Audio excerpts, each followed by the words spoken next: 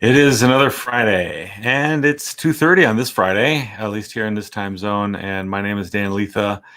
Today is another Cartooning Lessons Live with Dan Lietha. And I'm a cartoonist, and I work for the ministry Reasons for Hope. If you've never checked out our ministry before, please do. We have a website, Reasons for Hope, and we have a Facebook page and YouTube channel and all kinds of social media outlets. So you can check us out there. I have a Truth Jabs cartoon Facebook page. You can check that out as well. And today our drawing lesson is kind of continue something that I started last week in doing mashups. And so we're taking different types of animals and we're being mad scientist artists and mixing them together and coming up with fun combinations. So today I thought I would draw one of my favorite things, which is dinosaurs, if you couldn't tell by looking around my art studio. And so we're going to mix up some dinosaurs, and we're going to mix up some dinosaurs and animals, and so we're going to have some fun doing that, but we'll talk about biblical things at the same time. And there actually is a bit of a purpose for having this type of activity, this creative exercise. And it's going to be fun, and we'll hopefully put on our thinking caps and do some thinking as well. So I want to go mostly reference free, since this is dinosaurs, at least actual photos. I'm not going to use any real animal photos. I do have some dinosaur figures here in my studio that I'm going to use. So let's go this way. There we go. And we'll start out with a bird, which is not a dinosaur. A lot of people want to say that they are. I personally, biblically, do not think that they're related at all. And if you look up in Scripture, it says that birds were created on the day before land animals. Dinosaurs are land animals. And so it's hard to evolve into something that came before you. So I think, and then some people say, well, I think dinosaurs had feathers. Well, I don't think there's good reason for that either. And we'll just leave it at that. I did draw a cartoon once that showed that I think it's possible for a dinosaur to be drawn with feathers. And then I drew the dinosaur eating a bird. So there are ways to work around these things. All right, so this body right here, I don't know if you guys can recognize this at all. This actually comes from an extinct bird.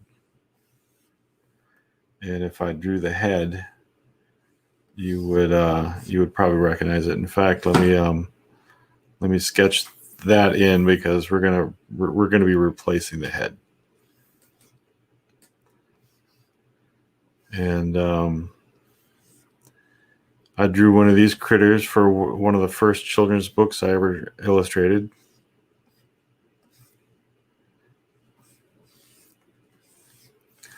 Anybody have any guesses as to what that is?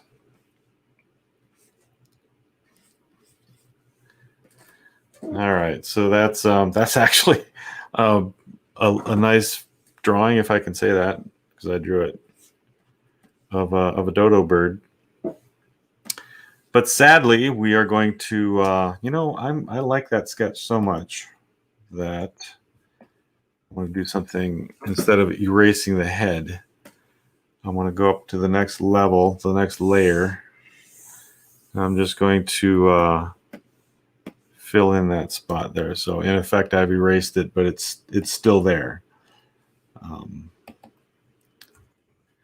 then we're going to mix in the next animal that this mashup is going to be comprised of. So, oh, I see we have a visitor, a viewer. Please let us know where you're from, what your name is, and all that. I like to get information from people that visit my live broadcasts. Now, this creature that we're mixing also has a beak. The dodo bird, of course, has a beak.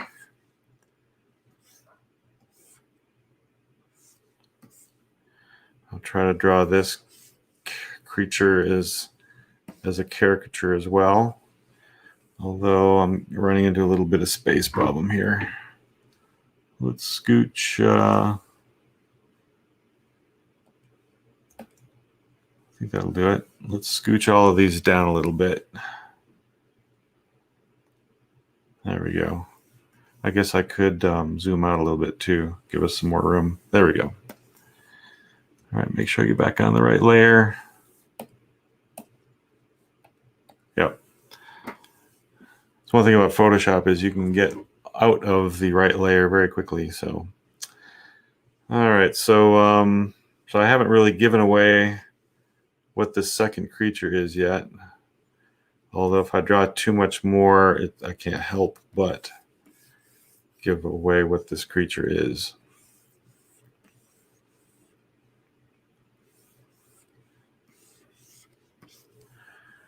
So there it is. If you don't know what that is by now, dinosaurs are a new thing to you.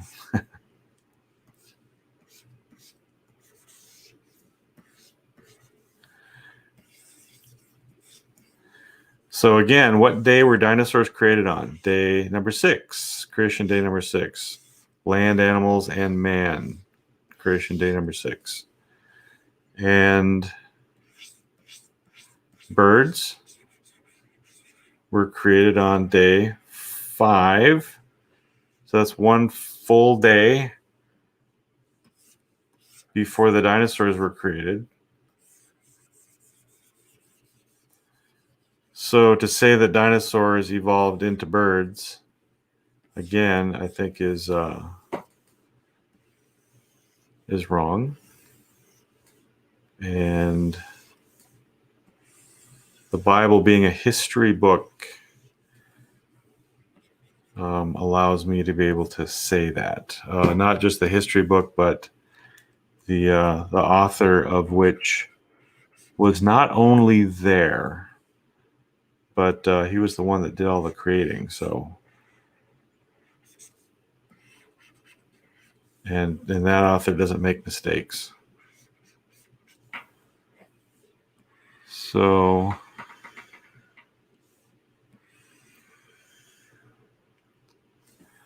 and I'm just having fun sketching these things right now. So maybe at the end, if we have time, I've got about 4 creatures planned out here. Maybe at the end, if we have time, one of you can vote or I'll vote and I'll ink one of these right at the end. But we'll leave that as it is for right now. Let me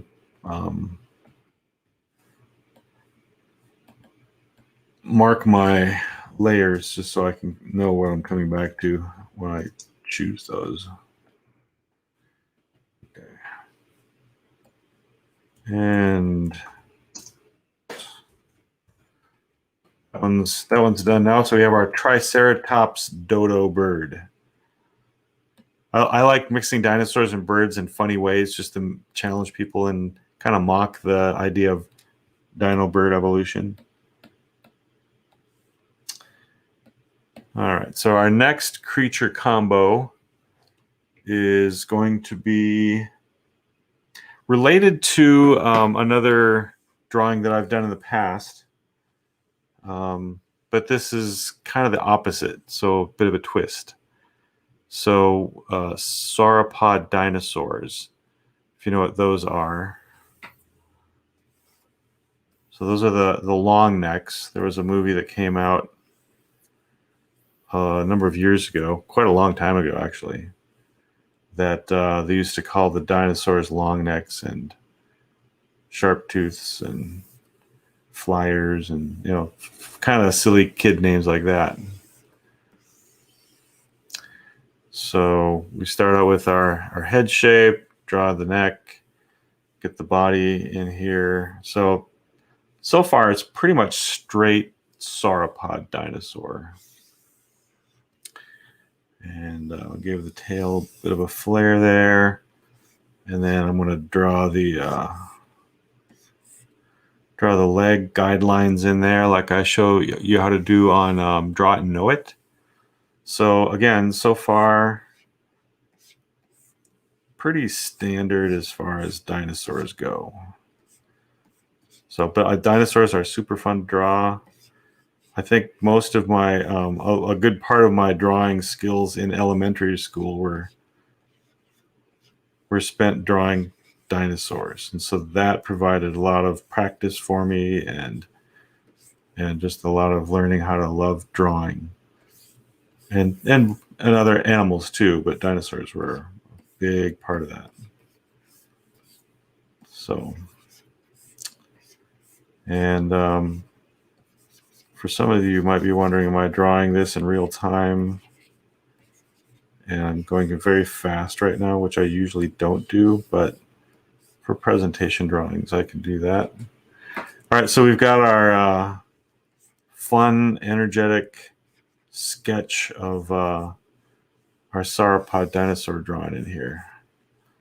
So what is the animal that I'm going to mix into this? Well, we're going to go up to the head, and if you're familiar with any of my drawings that I've done over the years for Answers in Genesis, when I worked for them, you will recognize, if you've heard any of these speakers, dinosaur talks in particular. There's a particular drawing that I did years ago, and in fact, I developed this before I even started working for Answers in Genesis. I did this comic strip, and that's where it all started. Again, while I was not employed by them yet at all. So, but this one's kind of the opposite of that cartoon. The cartoon that I'm talking about references Behemoth and talks about the creature that you find in the book of Job, Behemoth. And in a lot of Bibles, it says that creature, which is described as it has a tail like a cedar tree, tail like a cedar, that this creature is either an elephant or hippopotamus. And neither of those are creatures that have a tail like a cedar. They have tails like a little flap of skin or a little rope with a brush on the end of it. And so here we are with our reversal of that. And the way that I draw that is I draw the elephant or the hippopotamus with a big tail. And it kind of ends up looking like a big tadpole. Both of them do, because they're basically round bodies, short necks, and then you put a big tail on that, and they just look really funny. And I thought, well, for today's drawing, I'm going to draw the opposite of that. And so let's draw the sauropod dinosaur. Well, still with the big tail, but let's put the elephant head on it. And I guess draw the anti-behemoth drawing. Put the big ears up there. So you've got this big elephant head on the body of a sauropod dinosaur, and that looks, well, kind of equally ridiculous. I think it's pretty funny myself. So there we have our anti-behemoth. Now, the behemoth in scripture, I believe, is a sauropod dinosaur. That's the way that scripture talks about it is this massive, majestic, record-setting, no bigger animal on land type of thing. And I think that's a good accurate representation or a description of a sauropod dinosaur. So there we have our elephant sauropod. Whatever you guys can come up with names for these too and post them in the comments. That would be fun. All right, so creature number 2 has been successfully sketched, and then we'll see which one of these we're going to ink at the end. So that sketch.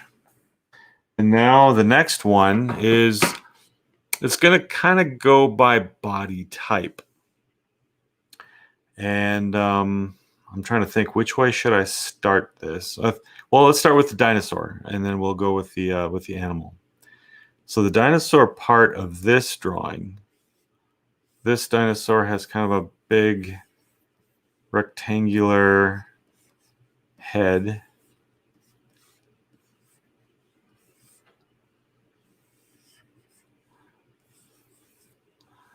And it's a dinosaur I've drawn hundreds of times.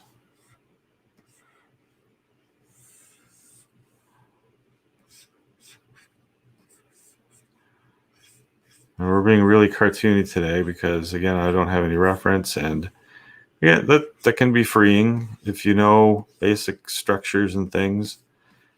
Sometimes you can get a little tied down with reference, so it's fun just to have some loose, sketchy, I don't care if it's not quite accurate type of thing. We're getting the feel of the creature down. I like to put like a little ear here type of thing. And so then the body of the T-Rex, which that's what this is, goes down. It has this. Again, we're going to kind of exaggerate things here for the sake of the cartoon. And I think I'm going to have to move this guy up to the top of the page because we need some space on the bottom. Now, I know where I'm going with all of this stuff, and so you could draw like an oval type of thing for the body and then draw that type of thing for the neck, just to know where you're going type of thing. But again, I'm pretty well versed here. So, and then for the rest of it, the tail will go up like that. So, and then the thigh goes right there. Again, we're pretty much sticking toward the standard shapes of a T-Rex. And again, that the arm on a T-Rex, they only have 2 claws.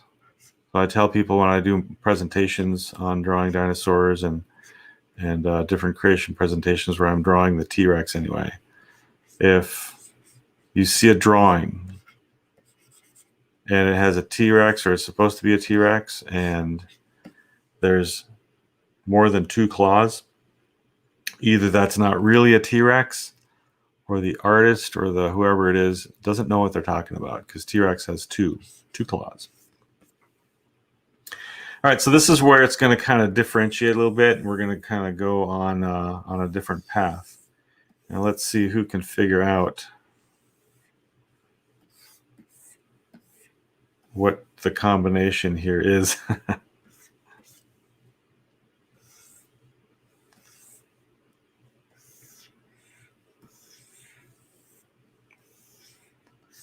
There might be a couple options animal-wise.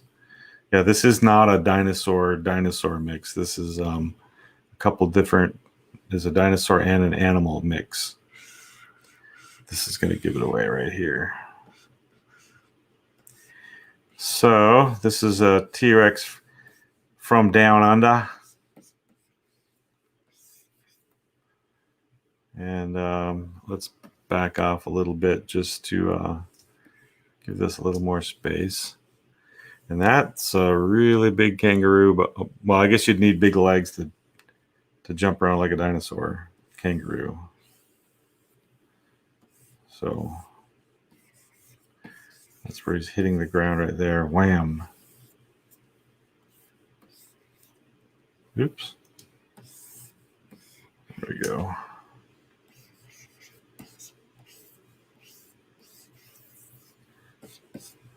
So our, what would you call it? A kangaroo or a kangarex? Yeah, I guess a kangarex would be the term for this. You could decorate them up a little bit. We don't know if they had like these little, like iguanas have those little frill type things on them. That little cool lizard edging type of stuff, not feathers. Yeah, I'm not mixing a bird now with a dinosaur. I already did. I was clear about what that was. Personally, I really don't like pictures of dinosaurs with feathers on them. I think it just looks silly, and I like the monster dinosaurs that I grew up with as a kid. The poor kids these days don't get to enjoy the mean-looking dinosaurs. They look kind of strange and out of place with feathers. All right, so we got our kangarex. So there's another fun mixture, and then we're gonna do one more, and then you guys can, well, I guess I'll end up picking what we're gonna do for our inks at the end. So let me get the thing over here.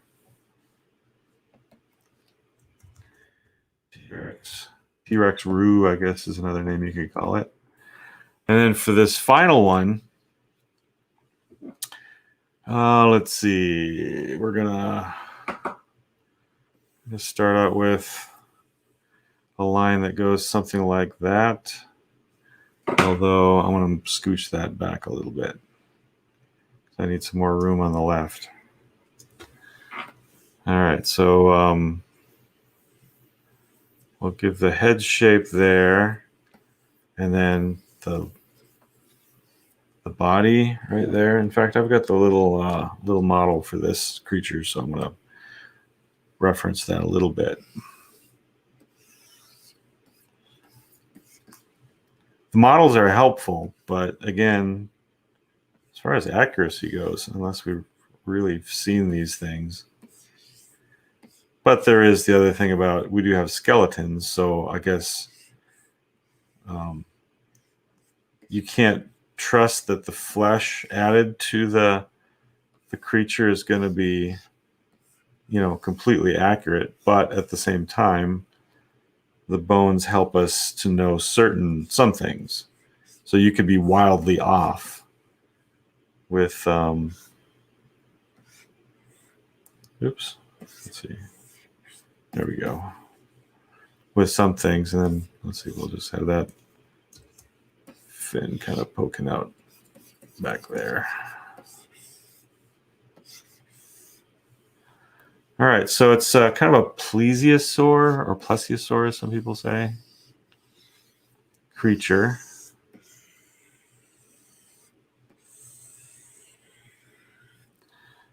But I'm going to change the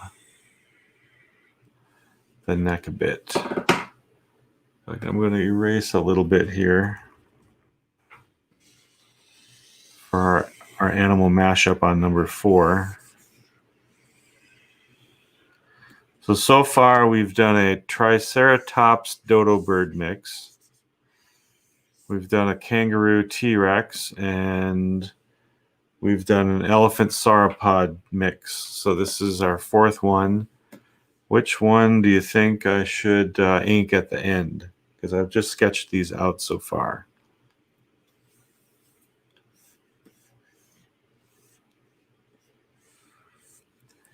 Any input from the viewership here so far? And this may be giving it away right now as far as what animal this is.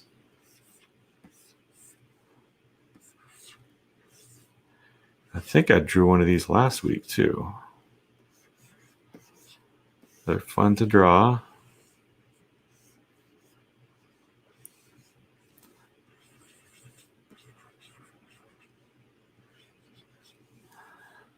So we have a giraffe, a plesiosaur. So an aquatic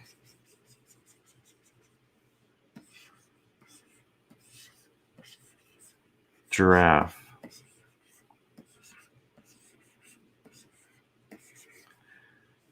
So again, I'm mixing animals to have fun and to kind of give an excuse to talk about that the animals in the Bible were created, and the ones that you see in the earth, of course, are created as kinds. And so one kind doesn't turn into another.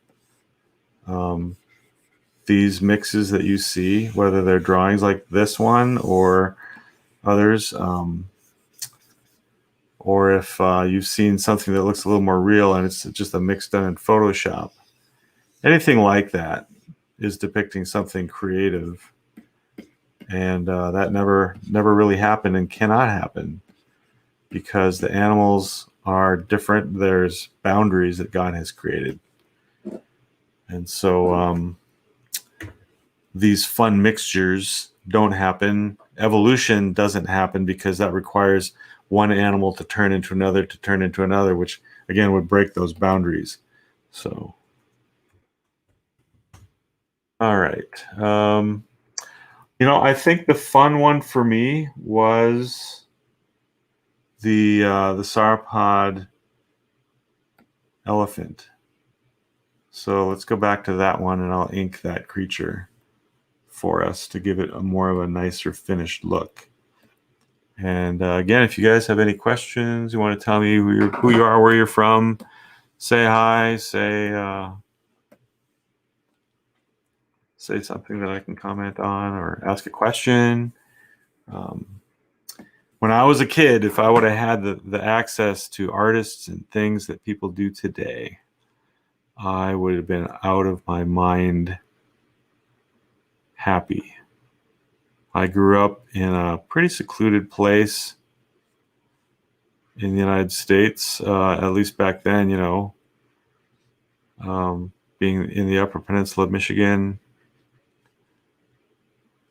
And then there's no internet, of course, so that was even just unimaginable to kids today. But I remember the first time I ever met a cartoonist. I think I was early high school, probably about my freshman year in high school, somewhere in there. And an editorial cartoonist by the name of Craig McIntosh came to Northern Michigan University, the college where I'm from, or the university. And he did a presentation. At that point, he was an editorial cartoonist for the Minneapolis Star Tribune, I believe. And so he made a trip and did a presentation on cartooning. My mind was blown. I was completely inspired by this professional cartoonist, and he did drawings of us and answered all kinds of questions, and it was just crazy inspiring for me. So I'm not saying I'm half as inspiring as he was, but I do like to encourage young artists, so that is fun for me. So one thing I think I should fix on here is that eye in the background, because I kind of messed that up. So when I worked at the Creation Museum, Answers in Genesis, and there were people there that knew of my artwork and such, it was my privilege and honor to give them tours. And they would come to my studio, and I would show them my drawing equipment and the technology and all the stuff that I have. And that was great fun. Answer questions, do a little demo. And so I kind of get to do a little bit of that here on YouTube, but For some reason, the audience doesn't seem to ask a lot of questions, so I do my best.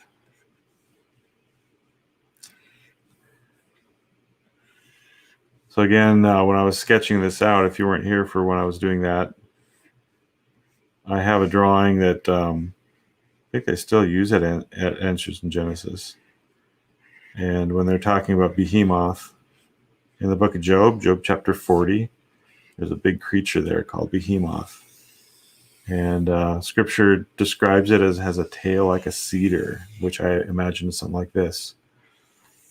But because some people believe that dinosaurs and people didn't live together, they have to explain it with an animal that we know of. And so they choose large animals like a hippopotamus or an elephant. Problem is that neither one of those animals has a large tail, but that doesn't seem to bother some people from making the suggestion anyway, and I think it disqualifies elephants and hippopotamuses. So this animal is just kind of the reverse of that funny creature that I draw to kind of make the point. I say, well, if you want it to be an elephant or a hippopotamus, here, it would have to look like this. And so then I draw an elephant with a really huge tail, and it kind of looks like a big tadpole. And or I draw the hippo the same way.